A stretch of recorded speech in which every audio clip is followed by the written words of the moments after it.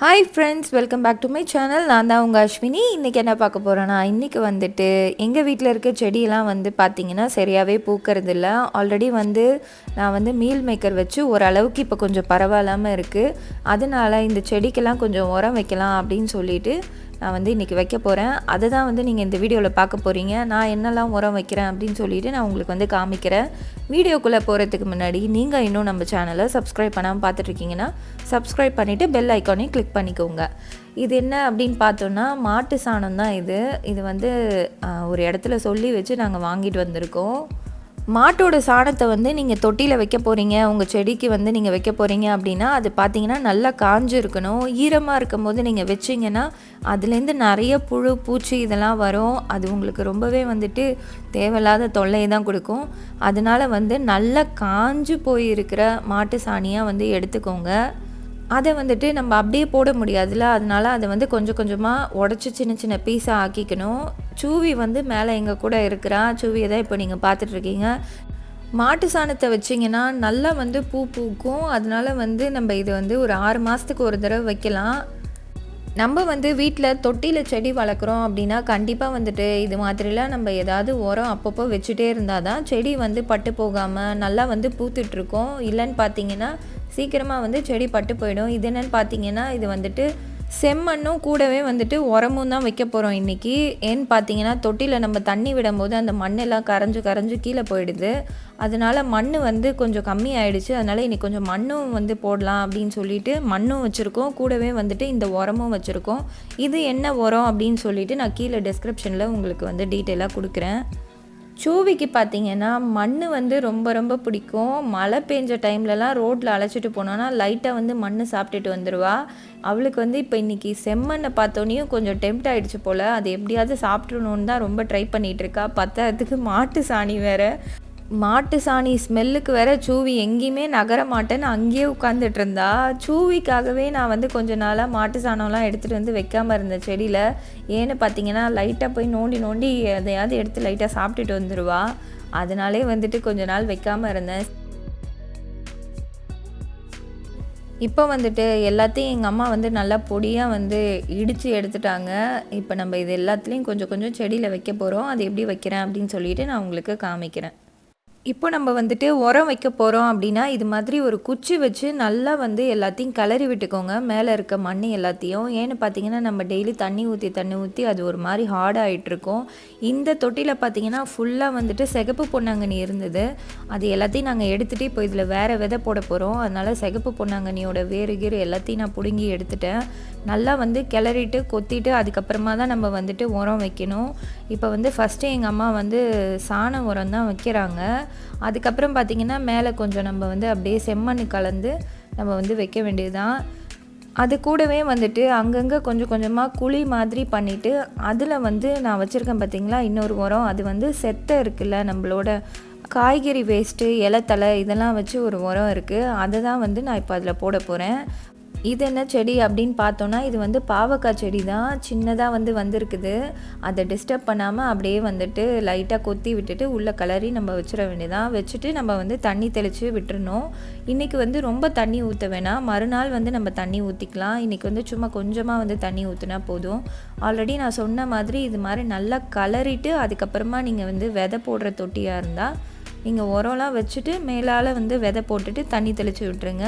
மறுநாள்லேருந்து வந்துட்டு நீங்கள் தண்ணி வந்து ஓரளவுக்கு விடலாம். நர்சரியில் பார்த்தீங்கன்னா உங்களுக்கு கிலோ வந்து 100 ரூபான்னு சொல்லிட்டு பேக்கெட்டே வந்து விற்கிறாங்க, ஆர்கானிக் உரமே. அதை வந்து நீங்கள் ஒரு ஸ்பூன் வந்து ஒரு தொட்டியில் வந்து வச்சா போதும். லைட்டாக குழி பண்ணிவிட்டு அதை வந்து நீங்கள் மந்த்லி ஒன்ஸ் வந்து பண்ணிகிட்டே வந்தாலே உங்களுக்கு வந்து நல்லா செடி வந்து பூ பூக்கும். அது வந்து நான் முன்னாடி பண்ணிகிட்டு இருந்தேன். இப்போ இந்த லாக்டவுன் ஸ்டார்ட் ஆனதுலேருந்து லாஸ்ட் இயர்லேருந்து நான் நர்சரி பக்கமே போகலை, அதனால் வந்து வாங்கலை. ஆன்லைன்லேயுமே ஆனால் கிடைக்கிது. ப்ரைஸ் பார்த்திங்கன்னா ரொம்ப அதிகமாக இருக்குது.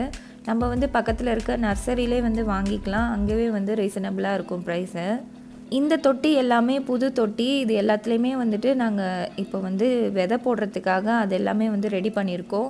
இது மாதிரி வந்து இந்த தொட்டிலே எங்கள் அம்மா வந்து போட்டுக்கிறாங்க. நான் ரொம்ப நாளாக சொன்னேன் பார்த்திங்களா, சரியாக பூக்காமலே இருந்தது அப்படின்னு சொல்லிட்டு நிறைய வீடியோவில் சொல்லியிருப்பேன் இந்த அரளி செடி. இந்த அரளி செடிக்கு வந்து லாஸ்ட் டைம் நான் மீல் மேக்கரை வந்து ப்ரிப்பேர் பண்ணி வச்சதுக்கு அப்புறமா பார்த்திங்கன்னா நல்லா வந்து பூத்து இருந்தது. சரி அதனால் இந்த செடிக்கு இன்னும் கொஞ்சம் உரம் வைக்கலாம் அப்படின்னு சொல்லிட்டு தான் இந்த உரம்லாம் வந்து இப்போ நாங்கள் மிக்ஸ் பண்ணி வைக்கிறோம். டெய்லியுமே வந்துட்டு நீங்கள் வீட்டில் காய்கறி வேஸ்டேஜ் எப்படி இருந்தாலும் இருக்கும், அதை எடுத்துகிட்டு வந்து நீங்கள் நல்லா பொடியாக கட் பண்ணிவிட்டு உள்ளே வந்து போட்டு மூடி வச்சுருங்க மண் போட்டு. அதுவே வந்து நல்ல ஒரு உரமாக தான் இருக்கும். சூவிக்கு வந்து கீழே போகிறதுக்கு மனசே இல்லை, மேலே உட்காந்துட்டு இருந்தாங்க மேடம் அந்த 2 மண் பாக்கெட் பக்கத்துலேயும்.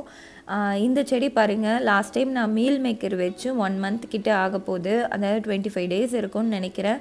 நல்லா வந்து ஃபுல்லாக செடி ஃபுல்லாக வந்து மொட்டு விட்டுருந்தது. இது அவ்வளோவுமே வந்து அழகாக பூக்க போகுது. அதையும் வந்து நான் உங்களுக்கு சீக்கிரமாக இன்னொரு வீடியோவில் காமிக்கிறேன்.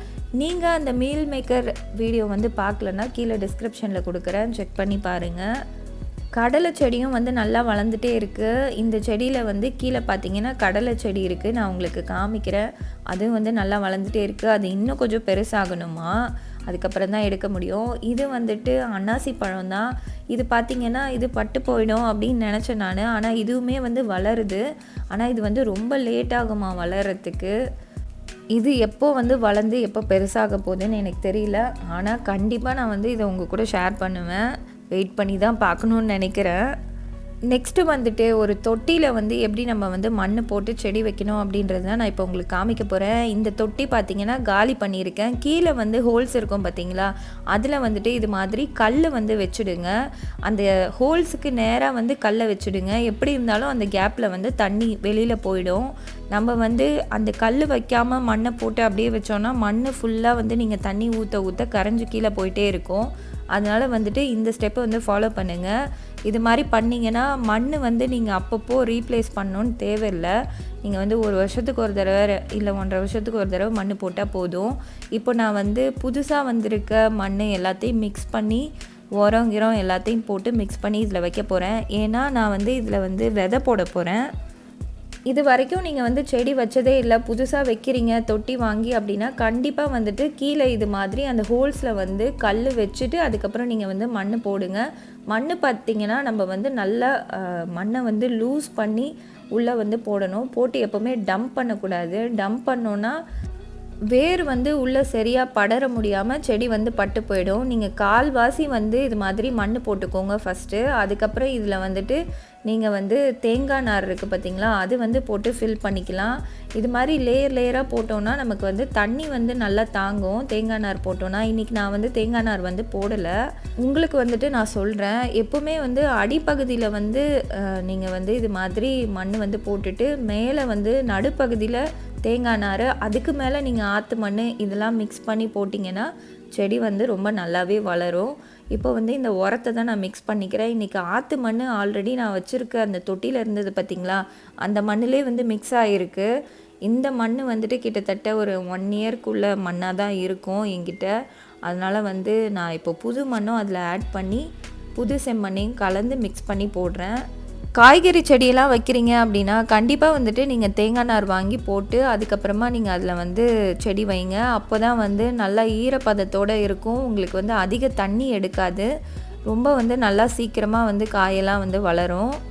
இந்த வீடியோ உங்களுக்கு பிடிச்சிருக்குன்னு நினைக்கிறேன். இந்த வீடியோ பிடிச்சிருந்ததுன்னா மறக்காமல் நம்ம சேனலை சப்ஸ்கிரைப் பண்ணி கூடவே பெல் ஐக்கானையும் கிளிக் பண்ணிக்கோங்க. அதில் ஆல்ன்ற ஆப்ஷனையும் செட் பண்ணிக்கோங்க. அப்போ தான் நம்ம சேனலில் நியூவாக வர வீடியோஸ் எல்லாத்தையுமே நீங்கள் வந்துட்டு ஈஸியாக பார்க்க முடியும். நெக்ஸ்ட்டு இது மாதிரியே ஒரு சூப்பரான வீடியோவில் பார்க்கலாம். Tata, bye bye.